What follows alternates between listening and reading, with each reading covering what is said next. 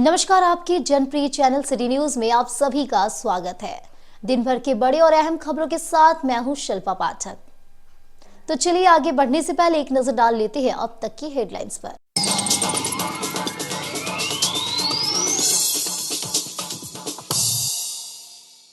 धनबाद से पिकनिक मनाने आए एक परिवार के दो सगे भाई की घोड़थंबा ओपी के हदहदवा नदी में डूबने से हुई मौत। नहाने के क्रम में पानी की गहराई में जाने से घटी घटना, परिजनों का हुआ रो रो कर बुरा हाल।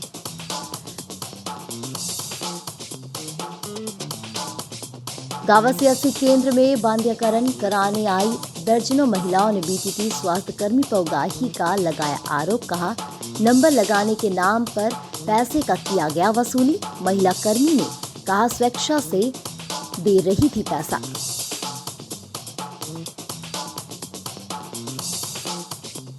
मुफस्सिल क्षेत्र के उंदरों में दो पक्षों में हुई मारपीट। दोनों पक्ष से कुल 10 लोग हुए घायल। सभी का सदर अस्पताल में चल रहा है इलाज। जमीन विवाद को लेकर हुई लड़ाई, एक दूसरे पर लगाया गया आरोप।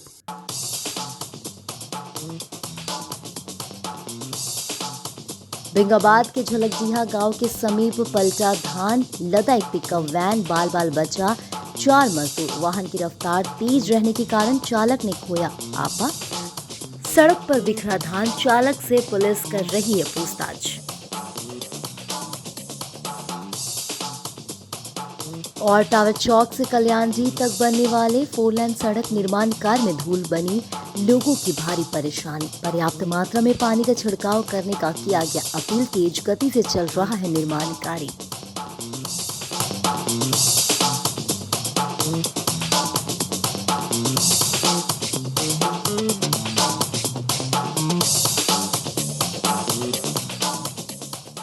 और अब खबर विस्तार से। माँ बाप और परिवार के साथ पिकनिक मनाने आए 2 मासूम की मौत हदहदवा नदी में डूबने से हो गई। दोनों बच्चों के शवों का पोस्टमार्टम शुक्रवार को शाम 4 बजे सदर अस्पताल में करवाया गया। घटना से कोहराम मच गया, परिजनों का रो रो कर बुरा हाल हो रहा है। जानकारी के अनुसार मासूम सगे भाई 12 वर्षीय विशाल कुमार और 7 वर्षीय विक्रम अपने पिता गिरधारी साहू समेत पूरे परिवार के साथ अपने घर धनबाद से गिरिडीह के धनवार के घोड़थंबा ओपी के हदहदवा नदी पहुंचा था। पूरा परिवार नदी तट पर पिकनिक मनाने में मशगूल था। तभी दोनों मासूम विक्रम और विशाल कब नदी नहाने घुसे और नहाने के क्रम में गहरे पानी में चले गए, इसकी भनक तक किसी को नहीं लग पाई। लेकिन जब दोनों बच्चे बचाव के लिए चिल्लाना शुरू किए तो पिता समेत पूरा परिवार दोनों को नदी से बाहर निकालने के लिए दौड़ा, लेकिन तब तक दोनों की दर्दनाक मौत हो चुकी थी।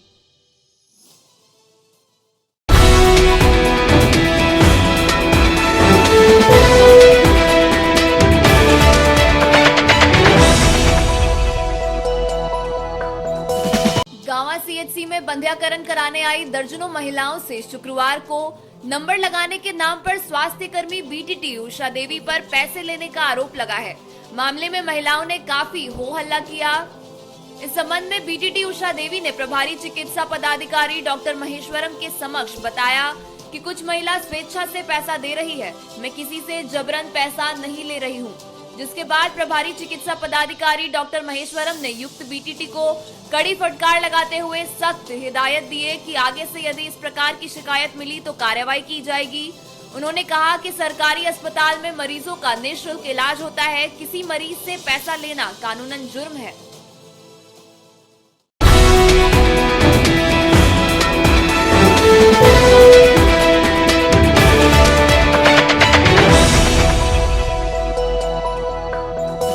मुफस्सिल थाना क्षेत्र के उंदरो गांव में 2 पक्षों में हुए मारपीट में 10 लोग घायल हो गए। शुक्रवार को 1 बजे सभी का इलाज सदर अस्पताल में चल रहा था।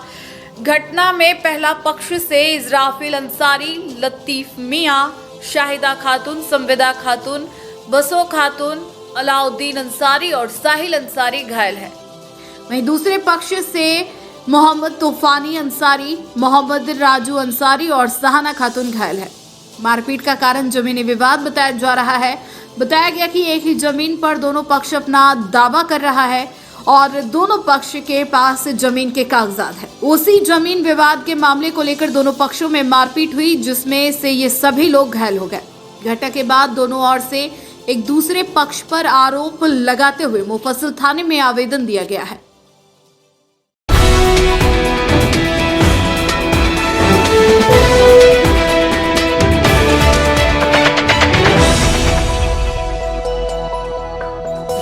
बेंगाबाद के झलकडीहा गांव के समीप धान लदा एक पिकअप वैन अचानक पलट गया। शुक्रवार को 11 बजे पुलिस ने चालक से घटना को लेकर पूछताछ की। बताया गया कि तेज रफ्तार में धान लेकर जा रहे पिकअप वैन गुरुवार की देर शाम में पलट गया।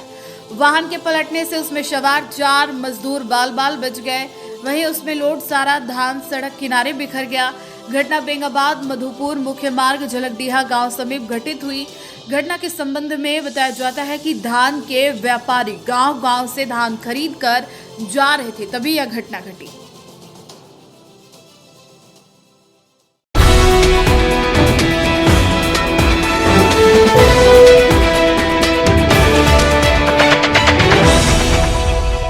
पचंबा गिरिडीह मुख्य सड़क के निर्माण कार्य के दौरान उड़ती धूल से लोग बेहद परेशान हैं।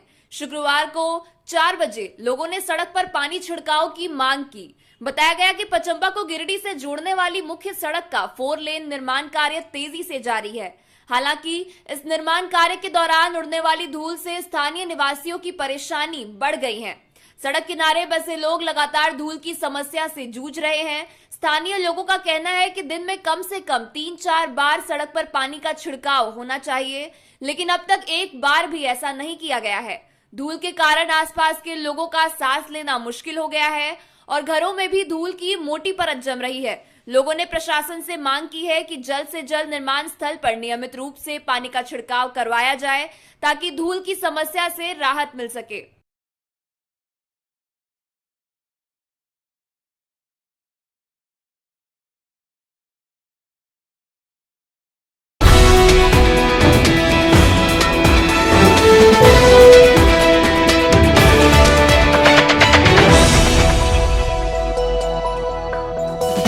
शहर के कालीबाड़ी चौक पर स्थित शक्ति संघ काली मंदिर के स्थापना के 50 वर्ष पूरे हो गए हैं। शुक्रवार शाम 7 बजे इसको लेकर विशेष पूजा अर्चना की गई। बताया गया कि 3 दिवसीय महोत्सव शुरू हो गया है। इसे लेकर मंदिर में 3 दिनों तक विशेष पूजा अर्चना का आयोजन पूजा समिति के सदस्यों के द्वारा किया गया है। बता दें कि शक्ति संघ कालीबाड़ी काली मंदिर का स्थापना 14 दिसंबर 1973 ईस्वी में हुआ था। यह मंदिर शहर का सबसे पुराना मंदिर है। यही कारण है कि इस मंदिर से न सिर्फ गिरिडीह शहर बल्कि अलग अलग जिलों के भी श्रद्धालुओं की विशेष आस्था जुड़ी हुई है। मान्यता यह भी है कि इस मंदिर में श्रद्धा और भक्ति भाव के साथ पूजा अर्चना करने से श्रद्धालुओं की सभी मनोकामनाएं पूरी होती हैं। हर दिन यहाँ शाम और सुबह विशेष पूजा का आयोजन किया जाता है। खास तौर पर दीपावली के मौके पर यहाँ विशेष पूजा का आयोजन होता है, जिसमें हजारों की संख्या में श्रद्धालु पहुँचते हैं। मंदिर के 50वीं वर्षगांठ पूरे होने पर यहाँ 3 दिनों तक विशेष पूजा का आयोजन किया गया है। पूजा को लेकर मां काली के भाव प्रतिमा को आकर्षक रूप से सजाया गया है। वहीं मंदिर और आसपास के इलाके को भी जगमग रोशनी से सजा दिया गया है। स्थापना दिवस के मौके पर यहाँ होने वाली पूजा में न सिर्फ गिरिडीह बल्कि आसपास के कई जिलों व बंगाल से श्रद्धालुओं की भीड़ उमड़ेगी। बड़े खुशी की बात है कि अपना श्री शक्ति संघ द्वारा स्थापित मां काली का यह भव्य मंदिर आज से 50 वर्ष पूर्व बना था और आज यह गिरिडीह का रौनक है, पूरे शहर का गौरव है। इस मंदिर के पीछे बहुत सारी कहानियां लगी हुई हैं, किंतु इतना सच है कि मां के पास जो भी भक्त आते हैं श्रद्धा से मांगते हैं, उनकी मन्नतें पूरी होती हैं। और आज कल ये यानी 14 दिसंबर को मां काली का 50वां स्थापना दिवस, इस मंदिर का 50वां स्थापना दिवस मनाने जा रहे हैं। हम गिरिडीह वासियों से आग्रह करेंगे कि कल 14 दिसंबर को अधिक से अधिक संख्या में आकर मां का भव्य रूप का दर्शन करें और आशीर्वाद प्राप्त करें।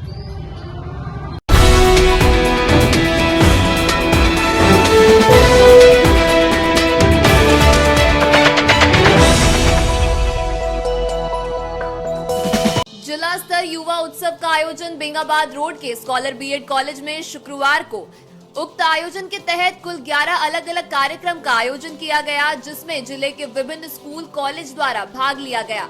बताया गया कि जिला खेल कार्यालय गिरिडीह एवं नेहरू युवा केंद्र गिरिडीह के संयुक्त तत्वाधान से स्वामी विवेकानंद जी के जयंती के अवसर पर 12 से 16 जनवरी 2025 तक आयोजित होने वाले राष्ट्रीय युवा महोत्सव की तैयारी को लेकर यह आयोजन किया गया, जिसमें सामूहिक लोक नृत्य, सामूहिक लोकगीत, विज्ञान मेला, एकल लोक नृत्य, एकल लोकगीत, भाषण प्रतियोगिता, कविता लेखन, कहानी लेखन, चित्रकला एवं मोबाइल फोटोग्राफी शामिल है।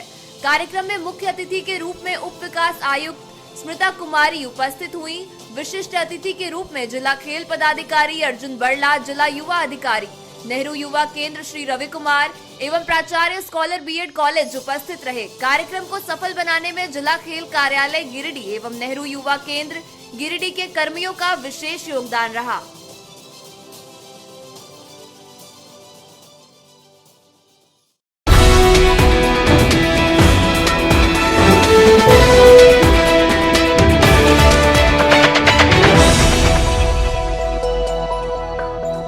कुटिया रोड निवासी सूचना अधिकार कार्यकर्ता सुनील कुमार खंडेलवाल ने शुक्रवार को झारखंड सरकार को एक पत्र प्रेषित कर मुख्यमंत्री जनसंवाद केंद्र को पुनः सक्रिय करने की मांग की। शाम 6 बजे सुनील खंडेलवाल ने खुद इसकी जानकारी दी।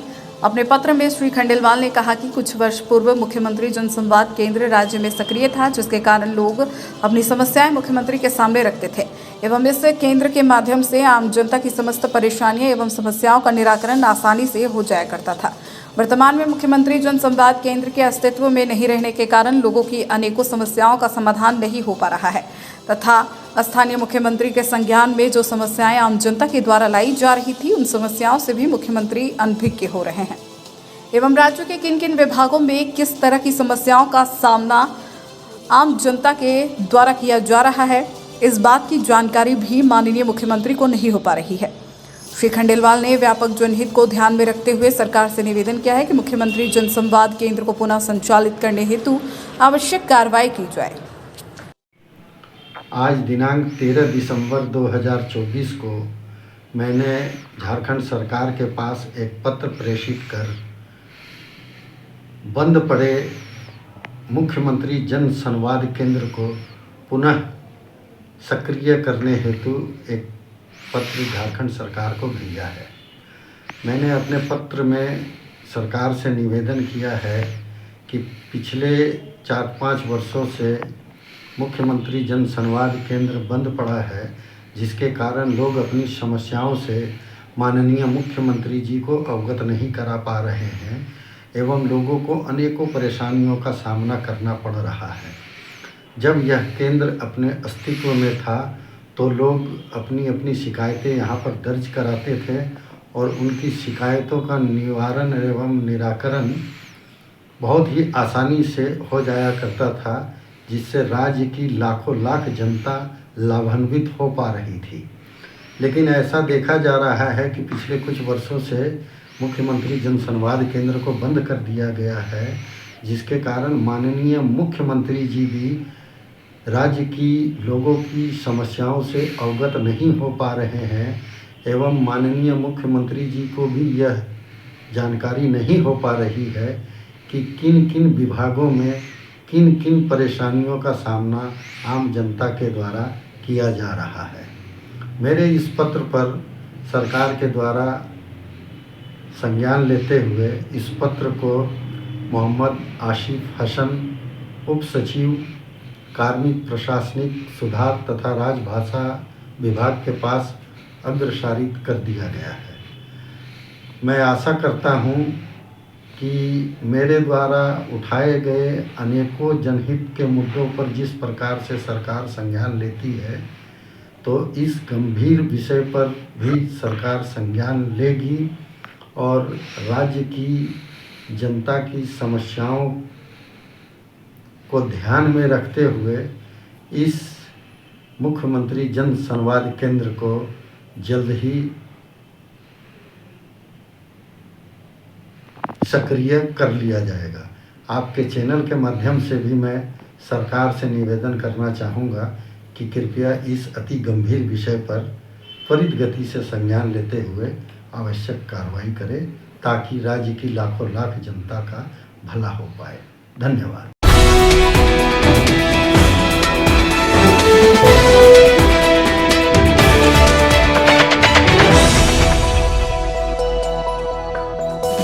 पोषण भी पढ़ाई भी प्रशिक्षण कार्यक्रम का समापन शुक्रवार को शाम 5 बजे भंडारीडी रोड के होटल श्याम सरोवर में हो गया। यहां मास्टर ट्रेनर सह महिला पर्यवेक्षिका शीतल कुमारी के द्वारा भारत सरकार द्वारा तैयार की गई नवचेतना एवं आधारशिला पाठ्यक्रम पर बताया गया कि प्रारंभिक वर्षों में बच्चे कैसे सीखते हैं। निरुपा सिन्हा के द्वारा बताया गया कि एमसीपी इकाई के अनुसार नियमित जांच बच्चों एवं गर्भवती माता को आवश्यक रूप से करवाना अति आवश्यक है। वहीं कुमारी अंजू के द्वारा बताया गया कि नवचेतना पाठ्यक्रम में 0 से 3 वर्ष के बच्चों के लिए तैयार किया गया है। साथ ही दिव्यांगता पर प्रकाश डालते हुए कहा कि कुल 21 प्रकार के दिव्यांग होते हैं। कुमारी पूजा ने डाटा ECCE पर प्रकाश डालते हुए कहा कि 0 से 6 वर्ष का दौर काफी महत्वपूर्ण है। कार्यक्रम का समापन मौके पर जिला समाज कल्याण पदाधिकारी स्नेह कश्यप के द्वारा प्रशिक्षण में उपस्थित सभी आंगनबाड़ी सेविका को प्रमाण पत्र देकर सम्मानित भी किया गया। बताया गया कि 11 से 13 दिसंबर तक 3 दिवसीय प्रशिक्षण सफल संचालन हुआ। इसके लिए सभी मास्टर ट्रेनर समेत सभी कर्मी का धन्यवाद के पात्र हैं। उक्त प्रशिक्षण में बेंगाबाद, गांडे, गिरिडीह सदर, गिरिडीह शहरी, पीरटाड़ एवं डुमरी के कुल 200 आंगनबाड़ी सेविका को प्रशिक्षण दिया गया।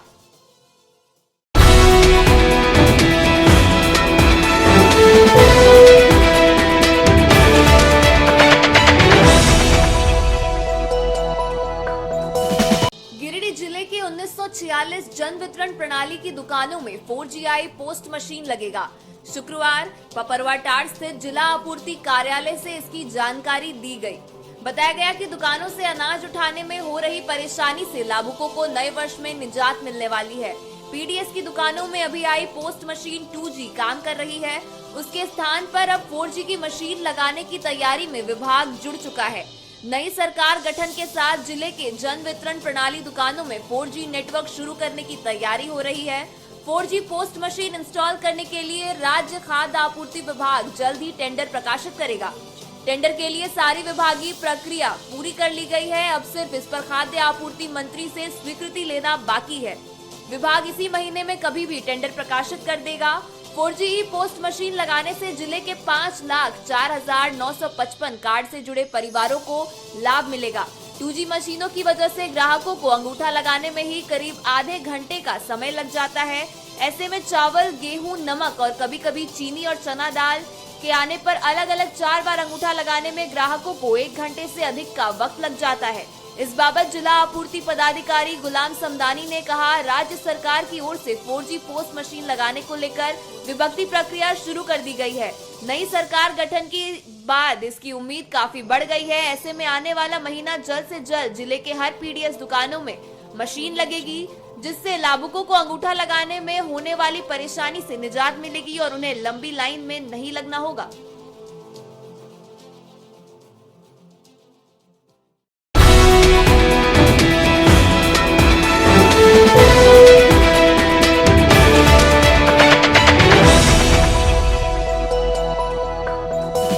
शुक्रवार की दोपहर 2 बजे गांडे प्रखंड कार्यालय सभा कक्ष में गांडे प्रखंड विकास पदाधिकारी निसात अंजुम की अध्यक्षता में बैठक का आयोजन किया गया। बैठक में मनरेगा एक्ट, पीएम आवास, बहु आवास और मैया सम्मान योजना पर विस्तृत रूप से चर्चा किया गया।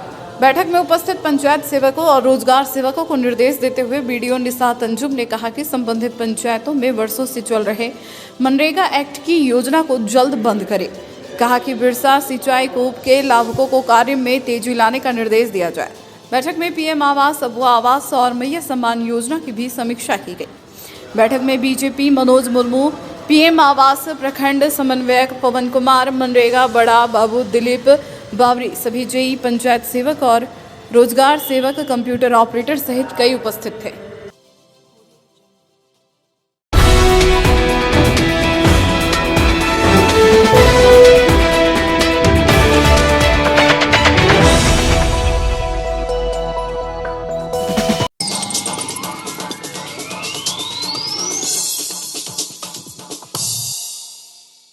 धनबाद से पिकनिक मनाने आए एक परिवार के 2 सगे भाई की घोड़थंबा ओपी के हदहदवा नदी में डूबने से हुई मौत। नहाने के क्रम में पानी की गहराई में जाने से घटी घटना, परिजनों का हुआ रो रो कर बुरा हाल।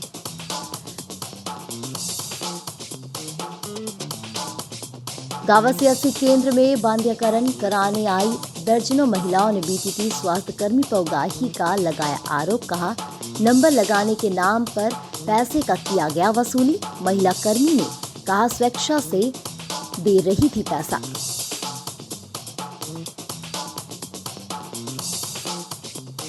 मुफस्सिल क्षेत्र के उंदरों में दो पक्षों में हुई मारपीट। दोनों पक्ष से कुल 10 लोग हुए घायल। सभी का सदर अस्पताल में चल रहा है इलाज। जमीन विवाद को लेकर हुई लड़ाई, एक दूसरे पर लगाया गया आरोप।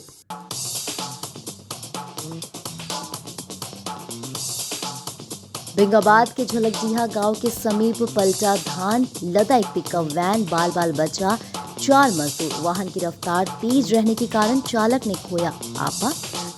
सड़क पर बिखरा धान, चालक से पुलिस कर रही है पूछताछ। और टावर चौक से कल्याण जी तक बनने वाले 4 लेन सड़क निर्माण कार्य में धूल बनी, लोगों की भारी परेशानी। पर्याप्त मात्रा में पानी का छिड़काव करने का किया गया अपील। तेज गति से चल रहा है निर्माण कार्य।